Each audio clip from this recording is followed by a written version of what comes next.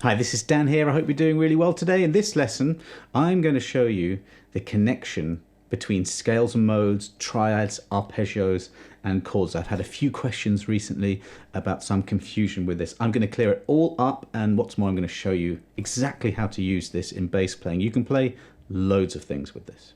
Let's take a very basic E major scale on the 12th fret of the E string. Know that shape off by heart. Also know the names of the notes. We're going from an E to an E up the musical alphabet, E, F, G, A, B, C, D, E, except we need the sharps that are within this key, F, C, G, and D in this case. Okay, so you have E, F sharp, G sharp, A, B, C sharp, D sharp, and E. Those are the notes of the E major scale. Learn the shape and then number the notes from 1 to 8. That easily explains to us what a triad is. You just take the first, the third, the fifth, the 1, the 3, and the 5 out of those numbers that you just made, and you play them and you get a triad. Okay, this is an E major triad. The reason being because the interval, that's the distance between the notes, between the first and the third note, is 1, 2, 3, 4 frets. That is a distance of a major third. That's what an interval is, distance, right? Put it down 1 fret and you get a minor interval, a minor third. That's the difference between a major and a minor interval, the difference of 1 fret. So we have a major triad here. If we add the 8th note, which we have a special name for, that's the octave, to that we get an arpeggio. Quite a standard arpeggio. You get different types. So you may have heard of a 7th arpeggio. This time we go 1, 3, 5, 7. You'll notice that we're missing out a number each time. We're stacking in thirds, and this is how a lot of harmony works. We're going up in thirds each time. So 1, 3, 5, 7. And if you know the number of the notes within the scale, like I told you, 1 to 8, then you can find it quite easily. Whenever I play this arpeggio, people comment Stranger Things. That's the latest reference to this, and that's exactly what it sounds like. And you should learn these things by sound. You will notice that that major 7th is right next to the octave, 1 fret. Right? If you go down 1 fret from that major 7th, remember what I said? The difference between a major and a minor interval is 1 fret. You can find the minor 7th. But here, an E major 7 arpeggio is created. So we have a scale. We get a triad, a basic arpeggio, a 7th arpeggio. Now you can keep going. 1, 3, 5, 7, 9. You just need to know those notes. Extend the pattern a bit, you can do it. There it is. You can do 11 and you can do 13 as well. You start to get into the realms of jazz soloing and things like that. Okay, so then we get a chord. So far we've played notes that are all separated, played one after the other. A chord is when you play 3 or more notes and you play them together. It's not something bass players do a lot of, but it can sound really good. That was the root note, the first note. It was the 7, and it was the 10. That 10th is the third up the octave. And when you have a root, a major 7th, and a major 10th, as that's called, you get an E major 7 chord. Chords can be voiced in different ways. That means you can place different notes in them. It all comes down to knowing the notes. Okay, you should know them by name, but also patterns work very well on bass. So you can make your own voicings up.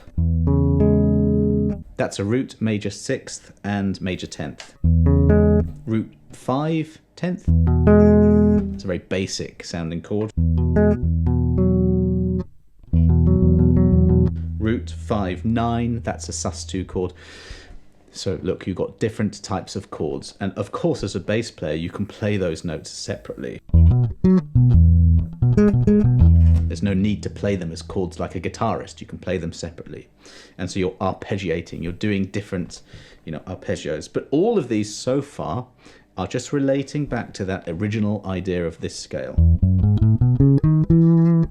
Now, finally, what we want to do is we want to learn, this is extremely common on bass, something that's used so much that I'd like you to learn it. And that's whatever pentatonic we can play over the scale. If it's major, you play a major pentatonic. If it's minor, you play a minor pentatonic. That's the basic rule. Here's the major scale. Really do learn that off by heart. If you knock out, take away the 4th and the 7th notes from that scale, you're left with this. Ignoring the last note, which is exactly the same as the first note, you have 5 different notes in that. That's a pent, pent is 5. That's your major pentatonic scale. So think of everything I've just mentioned as building blocks, and they all fit together.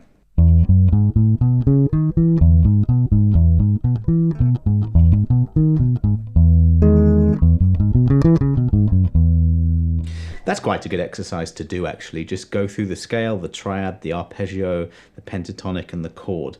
And you're not really yet making music from that, but some of it sounds quite musical, doesn't it? Now, we just did that on E, the first note of the E major scale. This is the bit that confuses a lot of people, but is absolute gold dust for your playing, for your understanding of music, for your listening, for your ability to hear tunes and hear these things going on. And that is the fact that you can do what I just did there on any single different note of the, let's stick to this example of E. In E major, we can do that.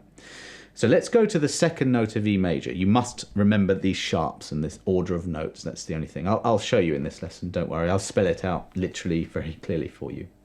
If you start from F sharp, but you play the notes of E major, you get F sharp, G sharp, A, B, C sharp, D sharp, and E, this.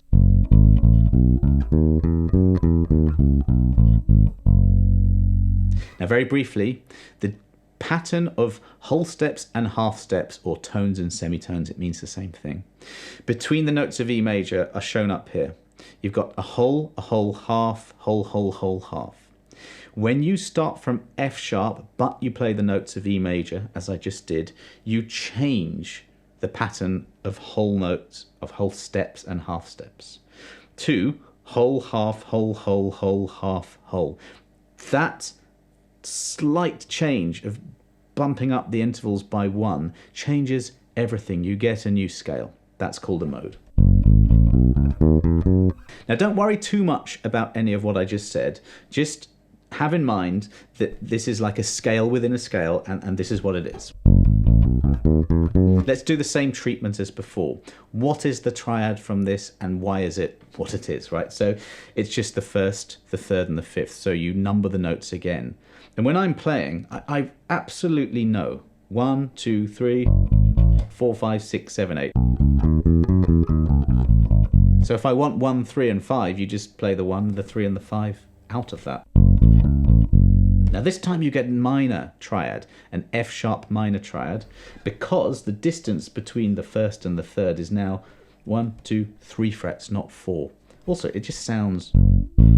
If it sounds like Smoke on the Water, then it's minor. If it doesn't, then it's the major one.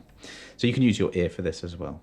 So the triad is a minor triad, F sharp minor triad. Stick the octave on the top and you get just a very basic F sharp minor arpeggio. Put the 7th in there, you get your 7th arpeggio. Again, if you know the scale well, which you should, and you will when you practice it, you can just go from 8 backwards to get to 7. This time it's not right next door, it's 1 fret away. You've got a minor 7, an F sharp minor 7 arpeggio.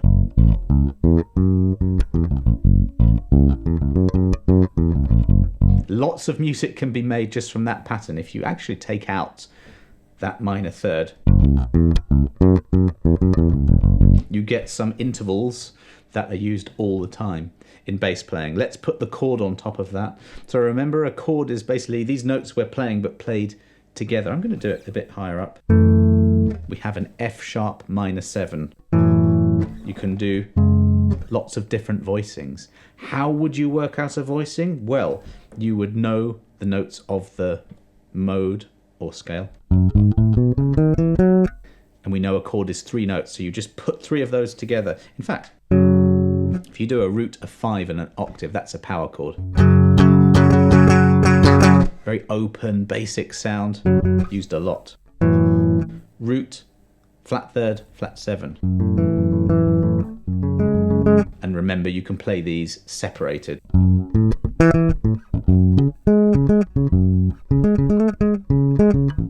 And you're really coming up with bass lines by knowing that. Finally, you have the pentatonic that fits over this. This is minor, so minor pentatonic fits. If you're really new to this, then all of this is information overload. You may well have heard of bits and pieces of what I'm talking about, but these are the fundamentals, these are the basics, you need to know them. I'm going to improvise something and try to explain what I'm doing.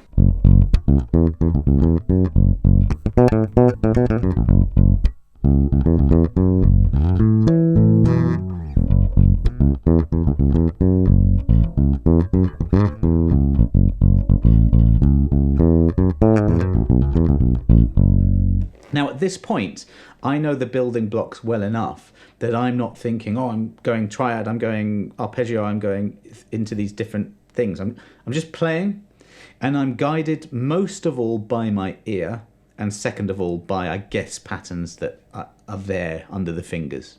So the more you do this, the more you know. There's that root 5, flat 7 octave thing, basically a minor 7 arpeggio. I went to a chord shape there and just... If you play 2 notes at the same time, it's called a double stop. Minor pentatonic works brilliantly, so...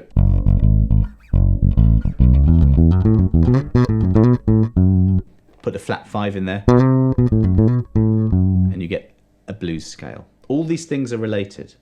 So when you hear people improvising, they are using all of these building blocks interchangeably. I don't think anyone's really thinking, like I said before, this is a triad, I'm now going to do some scale. It doesn't work like that.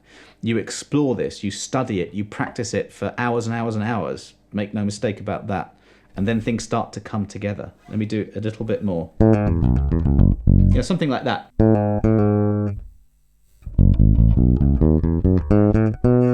I just know the notes of the, in this case, the Dorian mode. You could think we're just in E major and you know those notes. And I've explored, that's a very important concept. What's that note? A. Down the octave, A. That's that minor third, right? So now I don't have to think about that much more. Up the octave, it's a 10th, a flat 10th or a minor 10th. And the note right next to it. That's something I do all the time. I think I learnt that from a Pino Palladino lick somewhere. Anyway, now I know that whenever I'm on a root note, that works. The same notes happen to be there as well.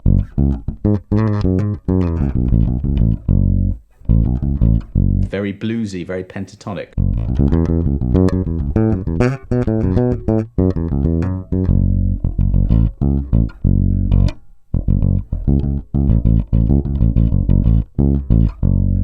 That's just a triad, doing a very simple minor triad there.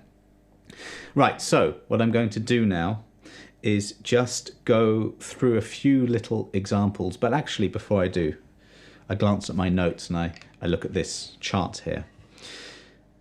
I went through that process of scale to triad to arpeggio, 7th arpeggio, chord, and pentatonic. I did that on the E major scale up here, and that F sharp Dorian, which was the second mode, you know, the second note of the E major scale. You can do it on all of the other notes, and you've got all the modes with all of the triads of each of those. That leans into harmony, diatonic harmony. And there's so much you can do with just that. Don't forget you've got other scales, but I'm not even going to go anywhere. No, I will go near those. Actually, towards the end of the lesson, I'll show you something that you'll notice it's actually the same principle. But what I want to do now is just a few applications of this, okay? So have a look at the triads there. We've got E, F sharp minor, G sharp minor, A, B, C sharp minor, D sharp diminished. The DIM is diminished. Let's do something.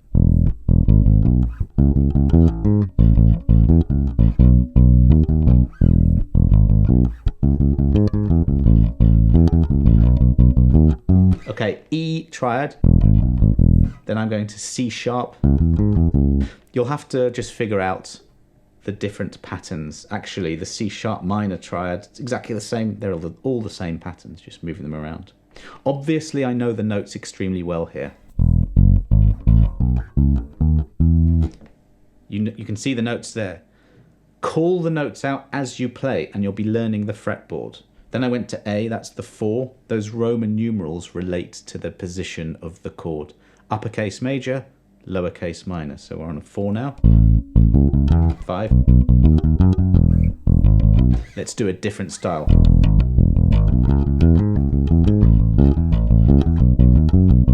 That's just triads. You can be as simple with this or as complicated as you want to be.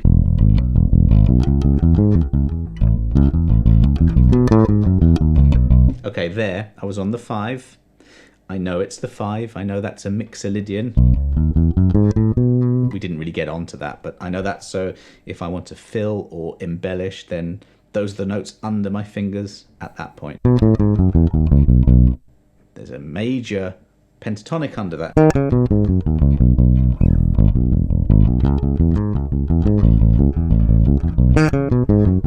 You know, you can see where you can go with this anywhere. So each of those scales, if it's major, we can play a major pentatonic. If it's minor, we can play a minor pentatonic.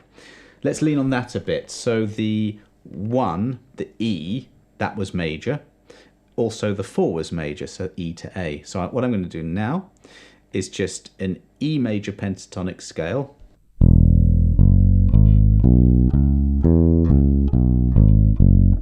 To an A major pentatonic scale.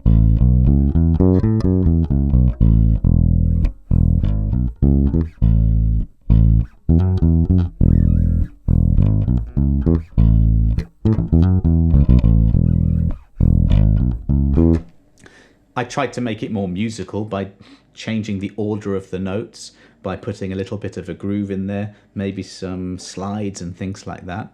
Those are the elements that bring these rather cold concepts to light. Your feel, what you put into this, your attitude.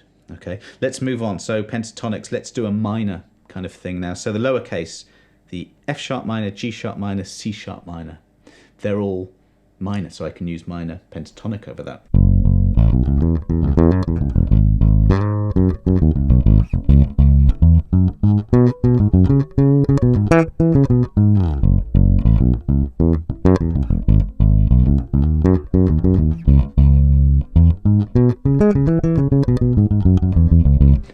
Very simple. F sharp is on the 2nd fret, I know that. That's my F sharp minor pentatonic. 2 frets higher, G sharp. Same scale. 9th fret, C sharp, same fret, same pattern. Perhaps I was doing some different rhythms. You know, well, rhythms were very key to that. And groove, you know. I'm sticking to that. I've changed it now. Let's go with that.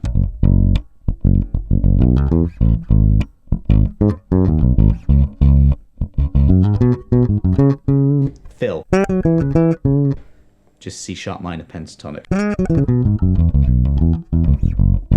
All of that I just did there, that was just C sharp minor pentatonic with some fancy stuff on it. The idea is pretty simple. Maybe the application, execution there, I tried to make it a bit fancier, you know, but the idea was simple. So that's something you can practice. Get the triads, move them around randomly with different rhythms. Think of style in your head. Think of some rhythms and just go with it. Try playing pentatonics on each of the different notes of the E major scale. You can look at this chart. I'll put a link below where you can download that for free, just to study it. And study is a key word. A lot of people email me saying, don't know where to start. Well, that would take you a long time to learn that if this is the first time for you, but that's just the way it goes. Right, next, what have I got here? Chord progression. So if we look at the chord section, just going across there, well, let's piece a few of those together and see what happens there. Let's go, I don't know, let's go.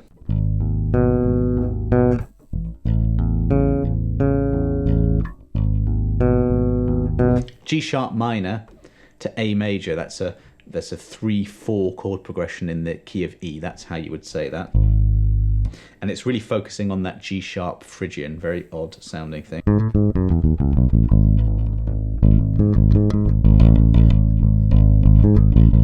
We've got a minor second there, so that's quite rocky, quite dark, quite good for metal.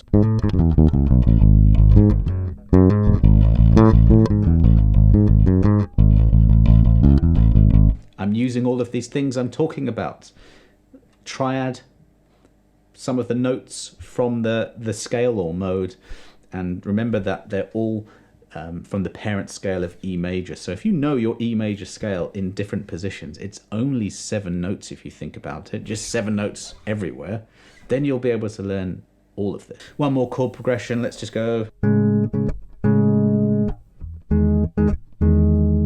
A major 7, that's the 4 chord. Major 7 chords sound very bright and happy, a little bit jazzy sometimes. Certainly if you did a 2-5-1.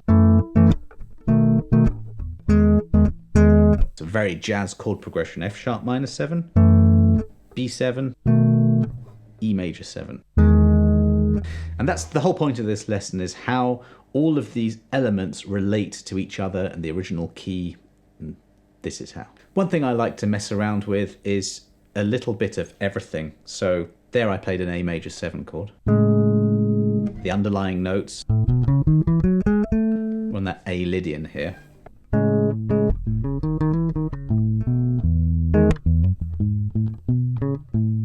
I'm doing a chord melody type thing here. 2 chord. The chord fits to the notes underneath it. And that's the relationship. You'll hear this in music. You'll see this in the bass lines that you want to play. And of course you can use this to compose your own music. I'm going to finish this lesson by playing some scales that are really complicated sounding, but only to prove the point that this is how a scale, a triad, arpeggio, and chord work together. So let's do an E whole tone scale. This is a whole tone, just 2 frets. And if you just keep that going, you get a whole tone scale. There's that bit in the Simpsons theme tune, whole tone. So that's the scale. You can play it in a multitude of different ways. Let's go with that.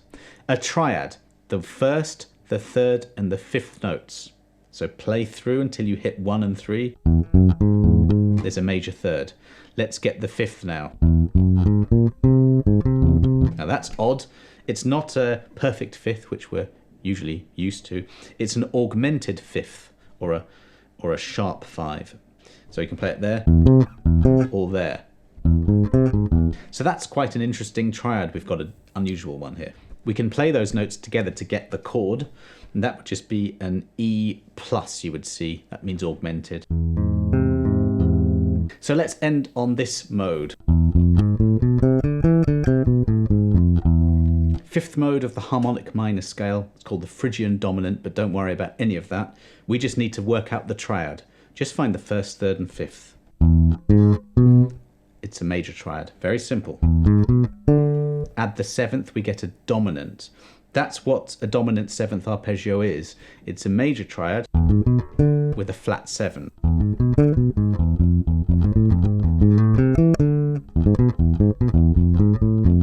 It sounds very flamenco. Actually, the next triad in the scale is up one semitone, same triad, major.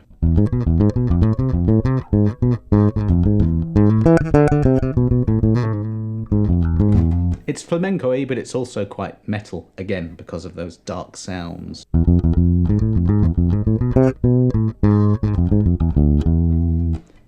So, scale, triad, arpeggio, chord.